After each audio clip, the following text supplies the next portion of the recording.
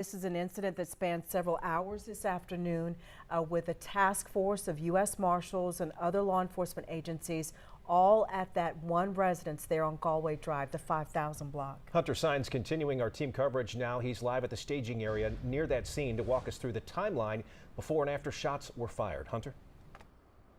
Scott and Erica, this all started at 1:30 this afternoon when the U.S. Marshals task force was serving that warrant just about a mile away from where we are.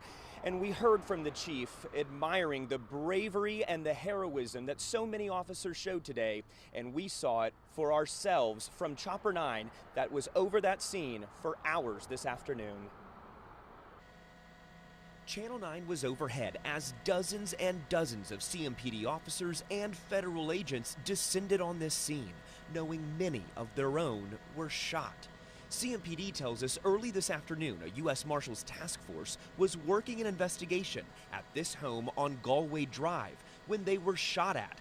We're told multiple law enforcement officers were hit and rushed to local hospitals. Around 2 o'clock this afternoon, from Chopper 9, you could see an armored truck in the front yard.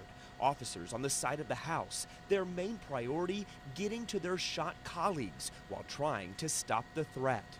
Medic and other officers at a safer distance, waiting for the victims to be brought to nearby ambulances. Minutes later, more SWAT officers arrive, lining up here, taking cover behind a neighboring house as they moved methodically towards the gunfire. Then, this harrowing moment, showing the rush to get a shot officer who is inside that armored vehicle out to medics down the road. Seconds later, it's speeding back to the shooting scene to get another law enforcement officer. All the while, brave men and women in bulletproof vests and helmets in the line of fire themselves. Channel 9 is not showing the most difficult video from this scene, but we can tell you, multiple law enforcement officers who'd been shot could be seen lying outside the home. A look at the home and you can see the gravity of the situation. Bullet holes lining the outside.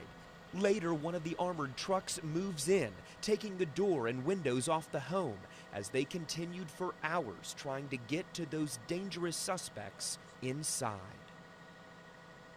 And all of this ended and the all clear was given just before 5 o'clock. Again, one of those suspects, according to CMPD, was shot and killed by officers. Another 2 people and persons of interest were taken to police headquarters. We know one of them is a female, one of them is a 17-year-old juvenile. They are currently being questioned.